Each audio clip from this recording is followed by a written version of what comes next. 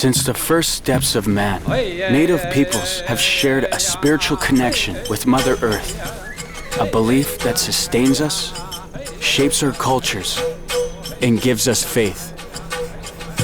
My name is Simon Baker, and I've come to the Navajo Nation, the largest Indian reserve in the United States, and home to some of the largest uranium reserves in the country.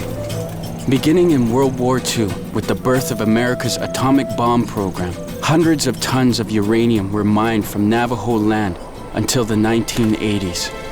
But 3 decades later, the story of how it's affecting Navajo people is still being written. Native Planet takes me to the Navajo Nation to examine the legacy of uranium pollution and the fallout of the atom bomb.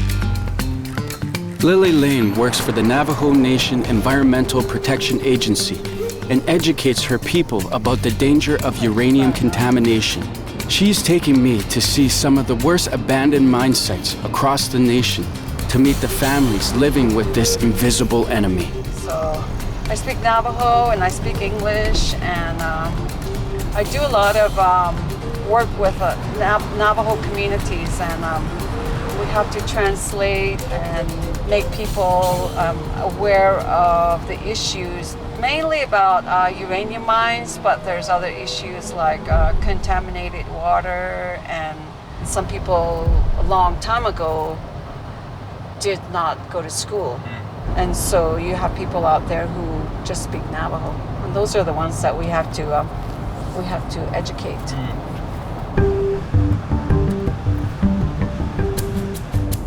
When you were growing up, when did the mines first come?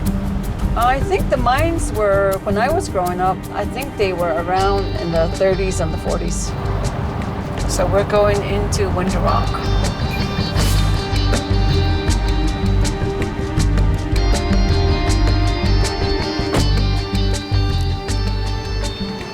Where are we now?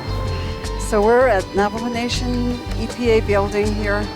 And I'd like to introduce my supervisor. His name is Stephen Atsidi.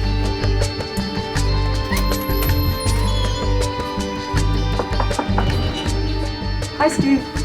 This is Simon. Hi. How you doing? Host of Native Planet. My name is Stephen B. Atsidi, and I'm currently the Executive Director for the Navajo Nation Environmental Protection Agency for the Navajo Nation government. All of our programs have a mission to protect the environment and to protect public health. And we do that first by considering our own value system here, or we call it DNEF values. The discovery of more and more uranium deposits led many exploration parties out here to search for these deposits. There are over 1,300 sites across the Navajo Nation that have been inventoried. But today, we now work with about 520 sites that we call abandoned uranium mine sites. These waste piles that were not cleaned up, they provide risks to not only the health of people and livestock, but also to our waterways through the transport of runoff. And it's a big job. It's a lot of material. It's certainly a much larger quantity than the actual amount of ore that has been removed from the nation already. Our largest abandoned uranium mine site is called the Northeast Church Rock Mine. And at that site alone, we're looking at having to deal with about 1 million cubic yards of soil that's been contaminated by the processes of uranium mining. So this is the Northeast Church Rock community. Northeast Church Rock mine site, the name for the mine that was situated behind where the families live. It's on Navajo Trust land, and families wanted it to be cleaned up. The work is going on to try to get all that contaminated soil out of here. And this is the Kivira mine. I think this has been reclaimed, but the families and the community still feels like it might pose a threat to homes, the little community here. When would the cleaning be completed? The plan is to begin in 2016, try to finish by 2020. Wow. So it'll take about 4 years. The families live between the two mines.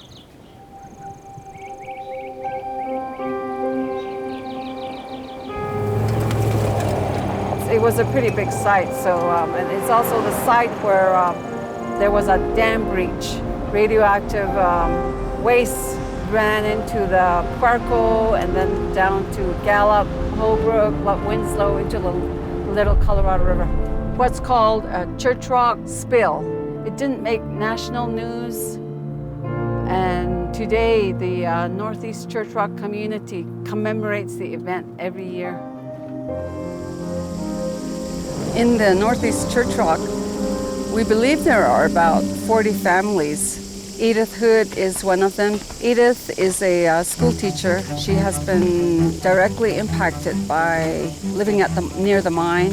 What I'd like to know is how it's impacted you and your family and the community here, the uranium mine. Well, it's affected all parts of our lives, especially Mother Earth, the soil, the air, the water especially. With all these waste sitting here, back here, and over here, we feel that they need to be out of here because each time maybe it rains, the drainage still seeps into the water table. Could we get closer to the mine? Oh, yeah, we can walk up here. We can get a better view up from the hill. Okay, that'd be great. When they start in 2016 to clean these up, Right. Right now we're focused on this one. I said, why can't you guys do that and this at the same time? Right. Because we have to relocate when they're doing that. And so this mine waste that's sitting here is just going about a mile, half a mile back in there. That's where they're going to put it.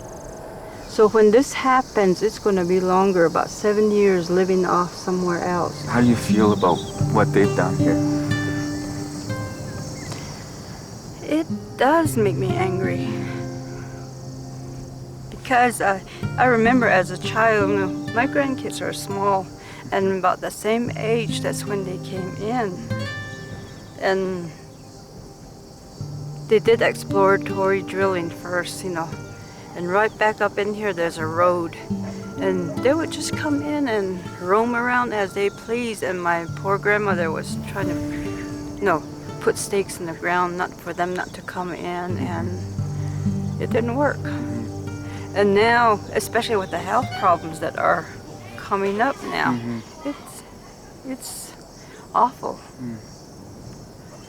Everyone's living here, and they're living beside two mines. The more we talk about it. At least 2 generations of Navajo worked in and raised their families by uranium mines. But they were never warned about the danger of prolonged uranium exposure. Now the Navajo Nation is living with some of the highest cancer rates in the country, and the United States Environmental Protection Agency is helping them deal with hundreds of abandoned mines. In our language, we refer to uranium as tletso, and some people still refer to it in one of its translations as a monster bean.